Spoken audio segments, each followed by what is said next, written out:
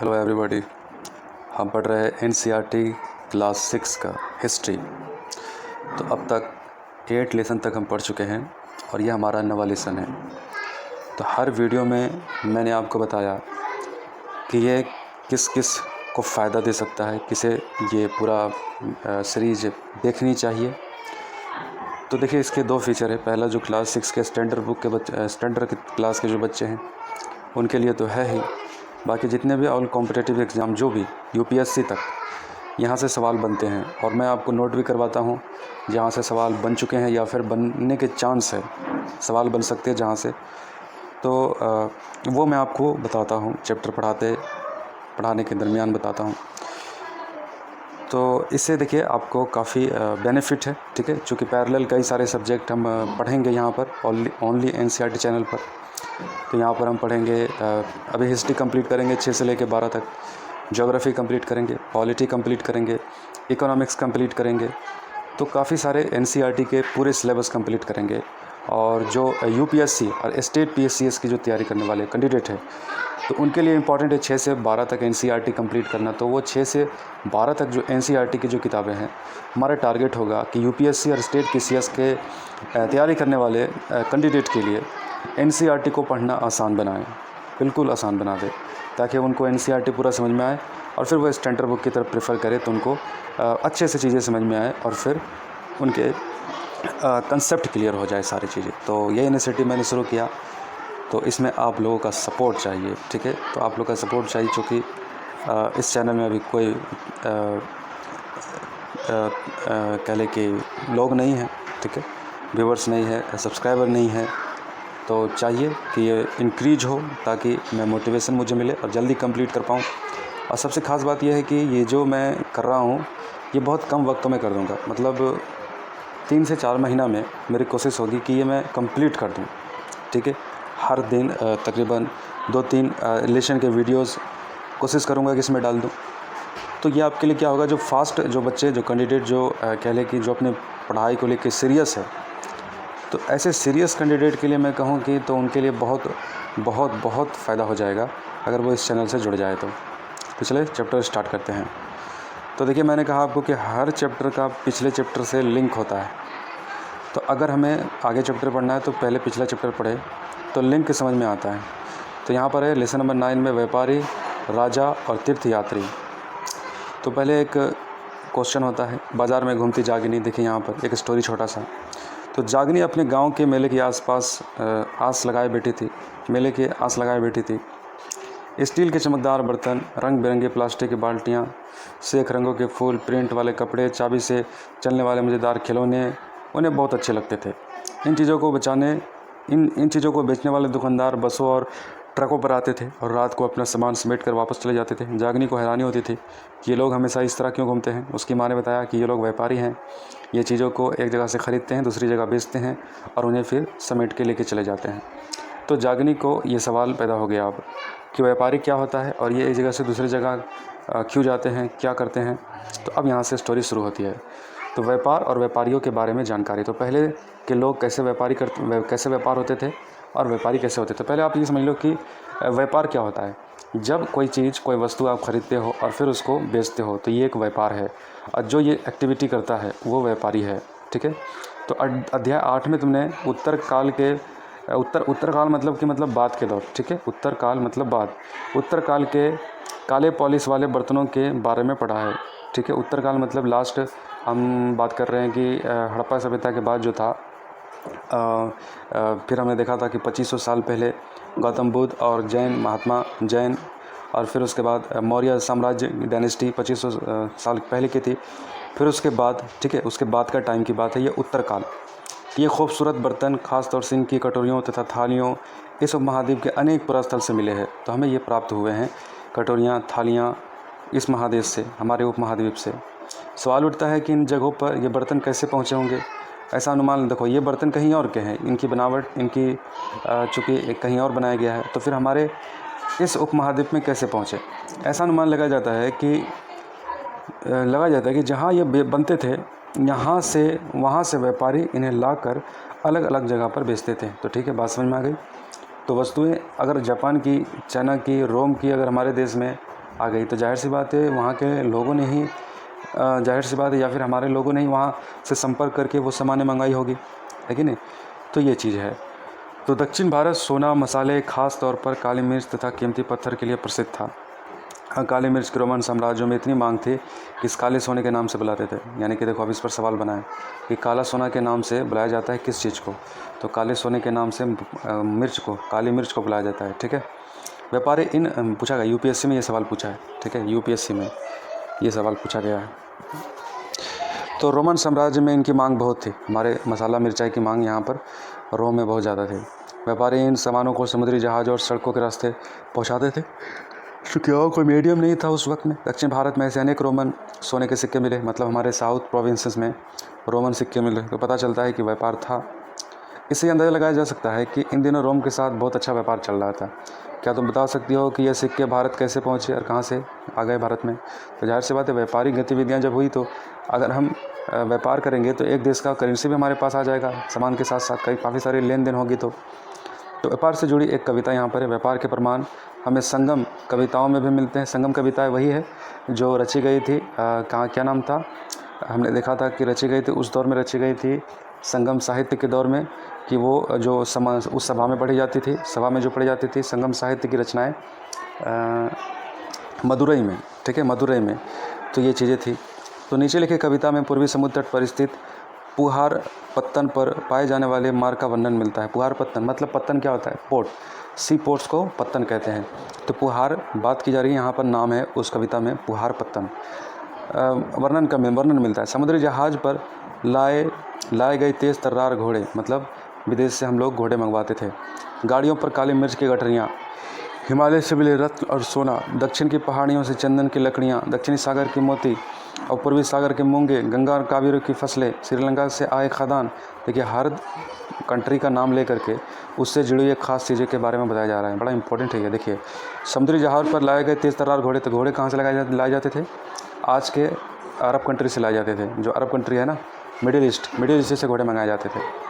गाड़ियों पर काली मिर्च की गठरियाँ, ये काली मिर्च की गठरियाँ कहाँ जा रही है, हमारे देश से जा रही है, रोम जा रही है, यूरोप जा रहा है, ठीक है। गाड़ियों पर काली मिर्च की गठरियाँ, हिमालय से मिले रत्न और सोना, मतलब हमारे ही हिमालय से सोना रत्न जो कि बाहर एक्सपोर्ट हो रहा है। दक्षिण की पहाड़ियों से चंदन की लकड़ियाँ, हमारे ही देश से ये एक्सपोर्ट हो रहा है। दक्षिण सागर के मोती और दक्षिण सागर के मोती और पूर्वी सागर के मूंगे, तो ये सारी चीज़ें हमें हमारे सागर से प्राप्त हो रही है। गंगा और कावेरी की फसलें, श्रीलंका से आए गंगा और कावेरी की फसलें। उस वक्त गंगा और कावेरी एक बहुत उच्च वहाँ पर कह लें कि ज़मीन काफ़ी अच्छा था, फसलें बहुत अच्छी होती थी। तो श्रीलंका से आए खादान, म्यांमार के बने मिट्टी के बर्तन, दुर्लभ कीमती आयात। तो ये सब देख रहे हो कि अलग अलग जगह के सोर्सेज से अलग अलग चीज़ें हैं जिसका आदान प्रदान उस दौर में हुआ करता था। तो कविता में उल्लेखित चीज़ों की एक सूची बनाओ, मतलब जितनी बात यहाँ पर की गई है इसका सूची बना लो। क्या तुम बता सकते हो कि इन चीज़ों का उपयोग किस लिए किया जाता होगा। व्यापारियों ने कई समुद्र के रास्ते खोज निकाले, इनमें से कुछ अब एक्टिविटी हो रही है, लोग आना जाना कर रहे हैं एक जगह से दूसरी जगह। तो जाहिर सी बात है कि इंसान जब किसी चीज़ के दौड़ भाग में लगा रहता है तो उस विषय में उसको काफ़ी चीज़ें मालूमात हो जाती है। आवश्यकता ही आविष्कार की जननी है। तो जब व्यापारी एक जगह से एक देश से दूसरे देश में जा कर के अपना सामान खरीद बिक्री जब ये लोग कर रहे थे, तो फिर क्या हुआ कि कई सारे समुद्री रास्ते भी इन लोगों ने खोज निकाले, ठीक है। और अभी हाल ही में 1498 में वास्को डी गामा ने भारत आने के रूट खोज निकाले। तो इसके क्या वजह थे, उनका भी यही वजह था कि वो काले मिर्च और यहाँ के सामान को ख़रीद कर यूरोप में जा कर के 100 गुना ज़्यादा दाम में बेचा करते थे। तो ऐसे ही मतलब चीज़ें चलती थी, मतलब इंसान एक्टिविटी करता है फिर रास्ते खुलते चले जाते हैं। तो क्या था कि कई सारे समुद्री रास्ते खोज निकाले, इनमें से कुछ समुद्र के किनारे चलते थे, कुछ अरब सागर और कुछ बंगाल की खाड़ी पार करते थे। तो इस तरीके से ये लोग शहर में दाखिल हो जाते थे। नाविक मानसूनी हवा का फ़ायदा उठाकर अपनी यात्रा जल्दी पूरा कर लेते थे। अब मानसूनी हवा क्या है, मानसूनी हवा क्या है कि ये पूरब से बहता है और पश्चिम से, मतलब ये हवा क्या है कि पूरब से, मानसून हमारे देश में क्या होता है, पूरब से आता है, ठीक है। तो पूरब से आता है तो पूरब की ओर फिर क्या होता है कि जो पश्चिम से जो आदमी सफ़र करके पूरब की ओर आ रहा है, तो समुद्र में क्या होगा कि पूर्वैया हवा उसको धक्का करेगा, पुरवैया हवा उसको पुश कर देगा और फिर उसकी नाव की रफ्तार बढ़ जाएगी और वो जल्दी पूरब की तरफ पहुंच जाएगा। और जबकि भारत पूरब में है तो अरब से व्यापारी या फिर यूरोप से जो भी व्यापारी यहाँ आते थे तो पुरवैया हवा यानी कि मानसून को बहुत अच्छी तरीके से वो जानते थे। क्योंकि हवा क्या होता था ना कि हमारे जून से पहले की बात है कि मतलब जून की अगर हम बात करें, इससे पहले जून से पहले क्या है अपने मई में हमारे यहाँ क्या होता है कि बंगाल की खाड़ी से हम देखते हैं कि फिर मानसून दाखिल होना शुरू हो जाता है। फैन बंद कर दी। मानसून दाखिल होना शुरू हो जाता है और ये मानसून किधर से आता है? पूरब से। तो अब जो पश्चिम से जो यात्री आ रहे हैं तो फिर क्या होता है ना कि पुरवैया हवा उनको काफ़ी उनके नाव के रफ्तार को बढ़ा दिया करते थे, उनको सफ़र करना काफ़ी आसान हो जाता था। और फिर जब पश्चिमी मानसून आता था फिर उधर से क्या करते थे, इधर से हमारे देश से दक्षिणी भारत से वो सामान लेकर के अपने देश की ओर कूच कर जाते थे। तो उन्हें पूर्वी और पश्चिमी मानसून का अनुमान हो चुका था कि भारत में मानसून कब आता है और भारत से मानसून कब जाता है। तो इसका फ़ायदा व्यापारियों को काफ़ी ज़्यादा हुआ करता था। तो समुद्र तटों से लगे राज्य देखिए, इस महाद्वीप के दक्षिणी भाग में बड़ा तटीय प्रदेश है।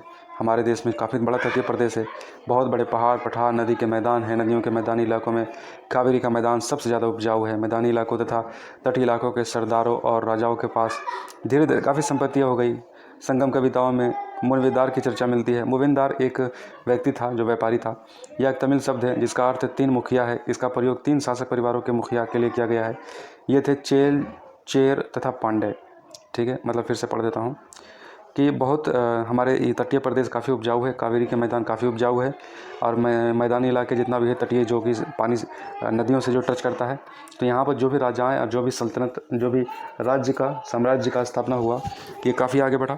ठीक है, और धीरे धीरे काफ़ी संपत्ति अर्जित कर ली। और संगम कविताओं में मुविंदर की चर्चा मिलती है। और ये कौन है? ये एक तमिल शब्द है जिसका अर्थ 3 मुखिया है। और 3 मुखिया किस में से है? ये चोर, चेल, पांडे। ठीक है, इनका प्रयोग 3 शासक परिवारों के मुखिया के लिए किया गया है। चोर, चेल, पांडे। ठीक है, मतलब किसका?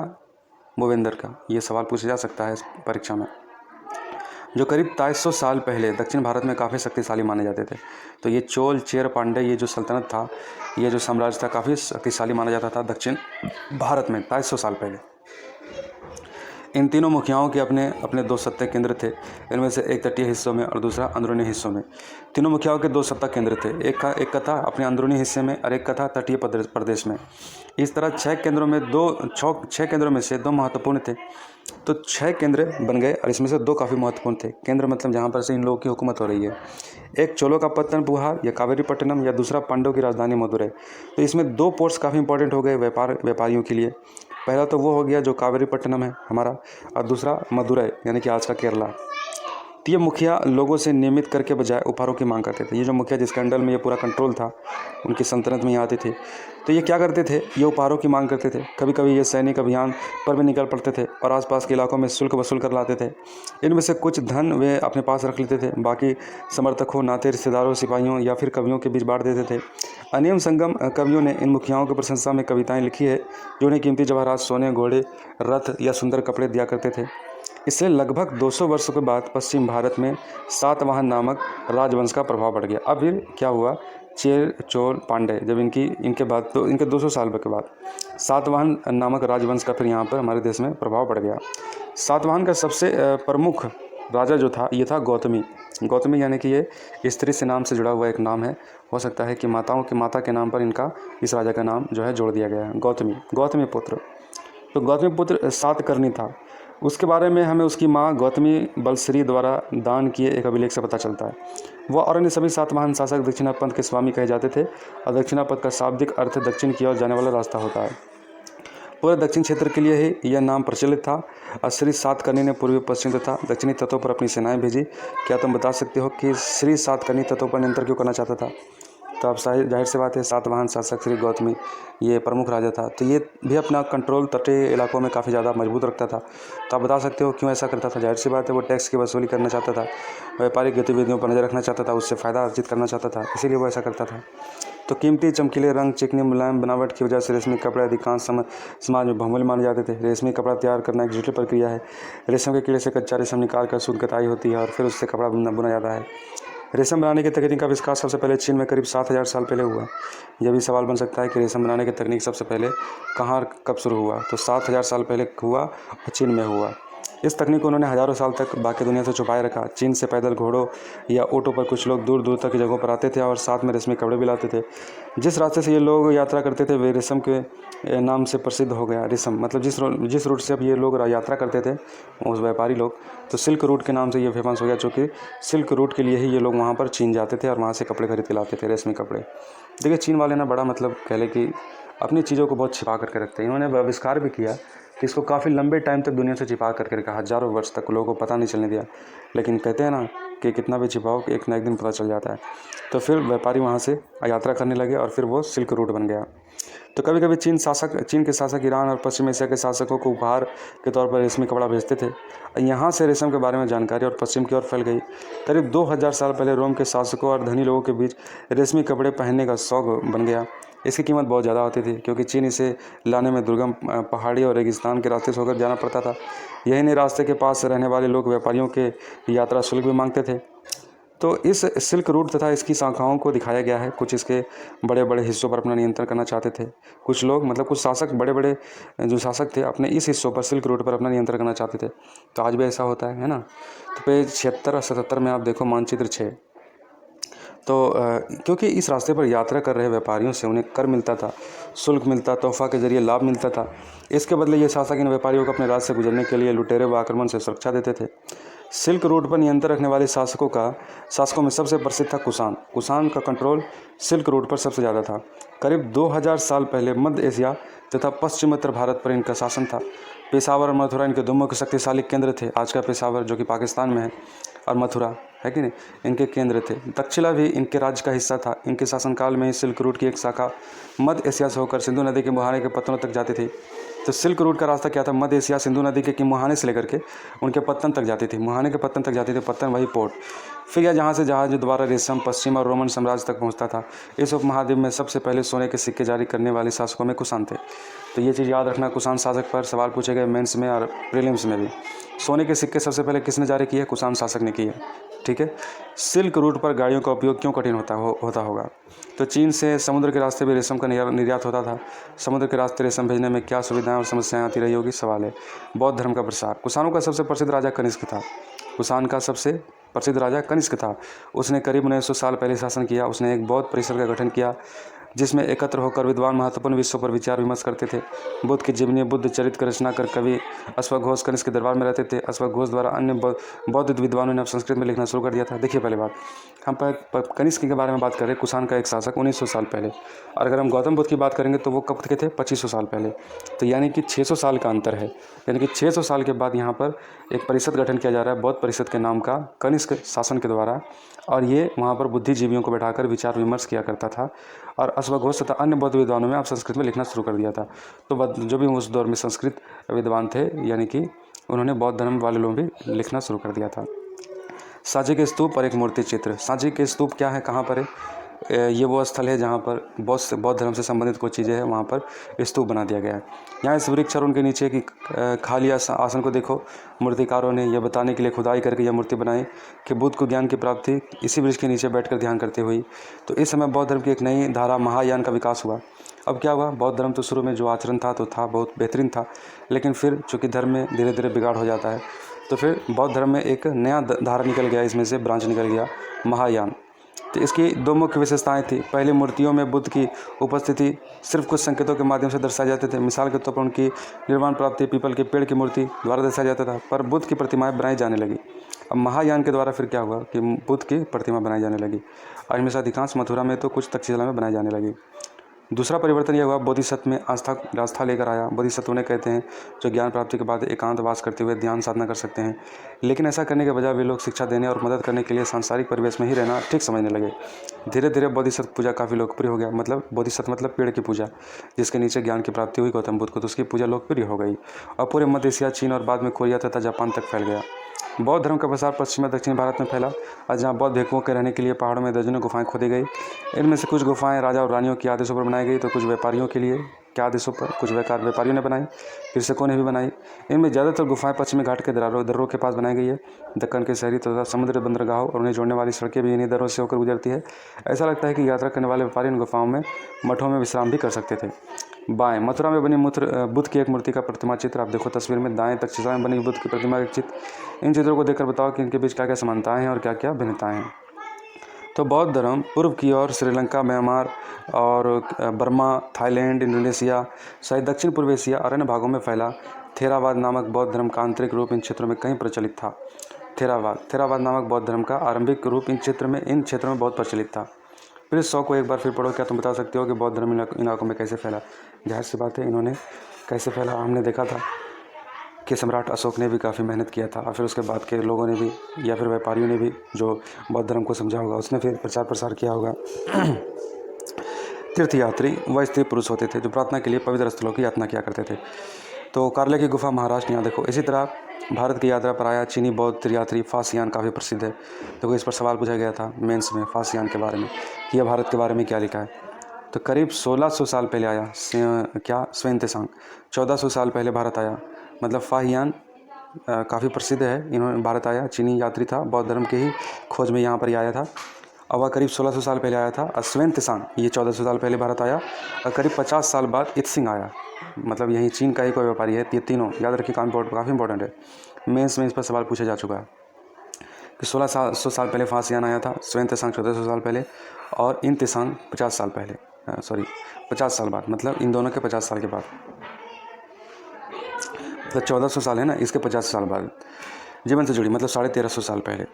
जगह और प्रसिद्ध मठों को देखने के लिए भारत आए थे और इनमें से प्रत्येक तीर्थयात्री ने अपनी यात्रा का वर्णन किया और यात्रा के दौरान आई मुश्किलों के बारे में भी लिखा। इन यात्राओं में कई वर्ष लग जाया करते थे। देशों और मठों और उन्होंने देखा कि किताबें के बारे में भी उन्होंने लिखा जिन्हें वो अपने साथ ले गए थे। फासियान वापस कैसे लौटा? फासियान अपने घर चीन वापस लौटने के लिए अपनी यात्रा बंगाल से शुरू की।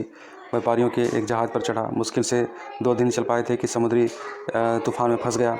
व्यापारी अपनी जहाज़ को डूबने से बचाने के लिए उसमें से अपने माल फेंक कर जहाज़ को हल्का करने लगे। फासियान ने भी अपना सामान को फेंक दिया पर अपनी पांडुलिपियाँ और बुद्ध की मूर्तियाँ नहीं फेंका। फिर उसने भारत यात्रा के दौरान संकलित की थी।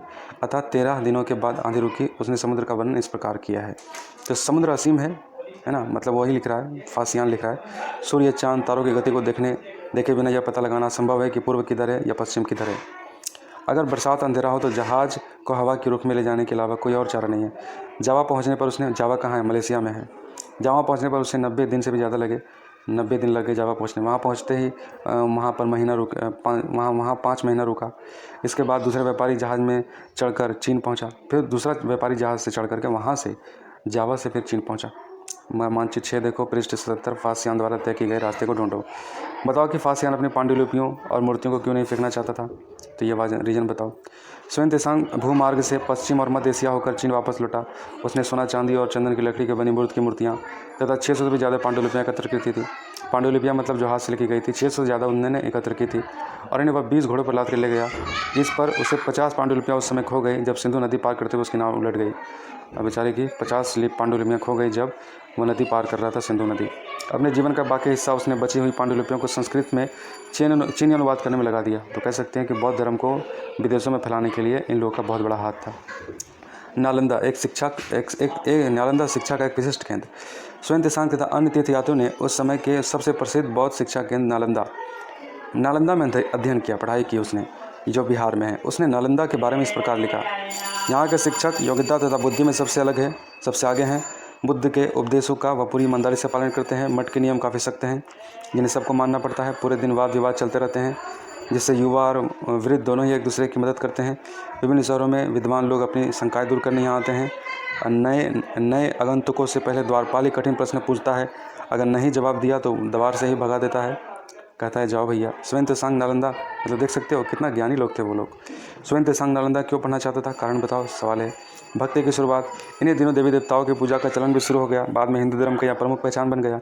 शिव, विष्णु, दुर्गा जैसे देवी देवताएं शामिल है। इन देवी देवताओं की पूजा भक्ति परंपरा के माध्यम से की जाती थी। भक्ति उस समय काफ़ी लोकप्रिय परंपरा बन गई। किसी देवी या देवता के प्रति श्रद्धा को ही भक्ति कहा जाता है। भक्ति का पथ सबके लिए खुल गया था, चाहे वह धनी हो या गरीब, ऊंची जाति को या नीची जाति को। तो भक्ति का मार्ग सबके लिए खोल दिया गया। भक्ति का मार्ग चर्चा हिंदुओं के पवित्र ग्रंथ भगवत गीता में की गई है। भगवत गीता महाभारत अध्याय 11 देखो, एक हिस्सा है। इसमें भगवान कृष्ण अपने भक्त और मित्र अर्जुन को सभी धर्मों को छोड़कर उनके शरण में आने को उपदेश देते हैं, क्योंकि केवल कृष्ण अर्जुन की सारी बुराइयों को मुक्ति दिला सकते हैं। तो ये उस लड़ाई की बात की जा रही है जो महाभारत में जिसका वर्णन है, जिससे कि कौरव और पांडव के बीच में चल रहा था। तो अर्जुन को श्री कृष्ण उपदेश दे रहे थे कि तुम लड़ो, अपने धर्म के लिए लड़ो और सत्य के लिए लड़ो, है कि नहीं, भले ही अपने ही क्यों ना आए सामने। भक्ति मार्ग अपनाने वालों का यह मानना है कि अगर आपने आराध्य देवी या देवता की सच्चे मन से पूजा की जाए तो वह उसी रूप में दर्शन देंगे जिसमें उसे दिखना चाहते हैं। इसलिए आराध्य देवी देवता मानव रूप से भी हो सकते हैं, फिर सिन्न पेड़ यानी किसी भी चीज़ से। तो ये बात है वराह के रूप में विष्णु की बात। एरन मध्य प्रदेश की यह शानदार मूर्ति विष्णु के वराह रूप की है। अनुसार डूबी पृथ्वी के बचाने के लिए विष्णु ने वह वराह धारण किया था। यह पृथ्वी की एक स्त्री के रूप में दर्शाया गया है। भक्ति की बात है, भक्ति शब्द से बना है, भक्ति भज शब्द से बना है, भजन करना, जिसका अर्थ विभाजित करना, हिस्सेदारी होता है, ठीक है, टुकड़ा टुकड़ा करना। इसका अर्थ है कि भक्ति भगवान और भक्त के बीच परंपरा का एक अतरंग संबंध है। भक्ति भगवत या भगवान के प्रति झुकाव है। भगवत का एक अर्थ यह भी है कि अपने ऐश्वर्य तथा सुख को भक्तों के साथ बांटता है। यानी भक्ति या भगवत अपने देवी देवताओं का, देखो ये मैं सिर्फ पढ़ रहा हूँ इसलिए, चूँकि ये में कोई ऐसी कठिन बात नहीं है जो आपको समझ में नहीं आ रहा हो, सारी बातें क्लियर है। ये भक्त द्वारा लिखी गई कविता यहाँ पर है। तो अधिकांश भक्ति साहित्य हमें यह बताती है कि धन, ऐश्वर्य, ऊंचे पद के जरिए कभी ईश्वर से आत्मीयता नहीं बन सकती।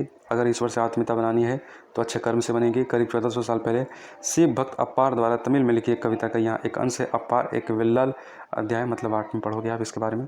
नष्ट होते अंग होने वाला कुष्ठ रोग। देखिए यहाँ पर ब्राह्मणों की नज़र में निचली जाति का व्यक्ति, कूड़ा करकट बटोर अपनी जीविका चलाने वाला इंसान, अगर ये लोग भी गंगा को अपनी जटाओं में छिपा लेने वाले शिव के दास बन जाए तो मैं उनकी आराधना करूँगा, क्योंकि मेरे ईश्वर समान है।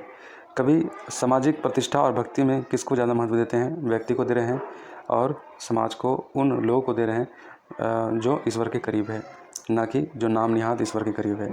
देवी देवताओं को विशेष सम्मान होता था, इसलिए विशेष जगहों पर उनकी मूर्तियों को रखा जाता था। इन स्थानों को ही मंदिर कहते थे, ठीक है। अध्याय 11 में पढ़ोगे।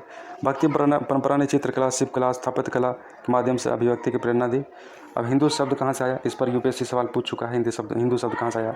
हिंदू शब्द इंडिया शब्द की तरह सिंधु या इंडस से निकला है और यह शब्द अरबों या ईरानियों द्वारा उन लोगों के लिए उपयोग किया जाता था जो सिंधु नदी के पूर्व में रहते थे, और यही शब्द उनके धार्मिक विश्वास तथा सांस्कृतिक परंपराओं के लिए भी प्रयुक्त होता गया। अन्यंत्र करीब 2000 साल पहले पश्चिम एशिया में ईसाई धर्म का उदय हुआ और ईसा मसीह के जन्म बेथलेहम में हुआ, और उस समय रोमन साम्राज्य का हिस्सा था, और ईसा मसीह ने स्वयं को इसे संसार का उद्धारक बनाया। उन्हें दूसरों को प्यार देने और दूसरों को विश्वास का उपदेश दिया। हर व्यक्ति को दूसरों से प्यार सिखाया। बाइबल में ईसा मसीह के उपदेश की बातें लिखी है, यहाँ इसका एक अंश दिया गया है। धन्य वे लोग हैं जो धर्म के और न्याय के लिए भूखे प्यासे रहते हैं, उनकी कामनाएं पूरी होगी। दयालु है वह धन्य, क्योंकि उन्हें दया मिलेगी। धन्य है वो जो दिल से पवित्र हैं, क्योंकि ईश्वर दर्शन कर सकेंगे। धन्य है वो जाति स्थापित करते हैं, यही वह ईश्वर की संतान कहलाएंगे। शांति स्थापित करते हैं। ईसा मसीह का उपदेश साधारण लोगों को बहुत पसंद आए। धीरे धीरे यह पश्चिमी एशिया, अफ्रीका, यूरोप में फैल गई। ईसा मसीह की मृत्यु में 100 साल के अंदर ही भारतीय महाद्वीप पश्चिम तट पर ईसाई धर्म प्रचारक पश्चिम एशिया में आए, और फिर देखो पता लगाओ किस रास्ते से ईसाई यहाँ पर आए। तो केरल ईसाइयों का सीरियाई ईसाई कहा जाता है, क्योंकि संभवतः पश्चिम एशिया से आए थे, और ये विश्व में सबसे पुरानी ईसाइयों में से एक है। कल्पना करो यहाँ पर तुम्हारे पास कोई पांडुलिपि है जिसे चीनी यात्री अपने साथ ले जाना चाहता है, उसके साथ अपनी बातचीत का वर्णन करो। ये था चैप्टर आज का कंप्लीट। तो कुछ शब्द है उपयोगी, इसे पढ़ लो, और ये कंप्लीट हो गया। तो नेक्स्ट लेसन में हम मिलेंगे। तो इस वीडियो को यहीं कंप्लीट करते हैं, और अगर आपको कुछ सवाल है तो सवाल मुझसे पूछो, मैं सवाल के लिए वीडियो बना दूँगा, कोई हर्ज नहीं है। Thank you.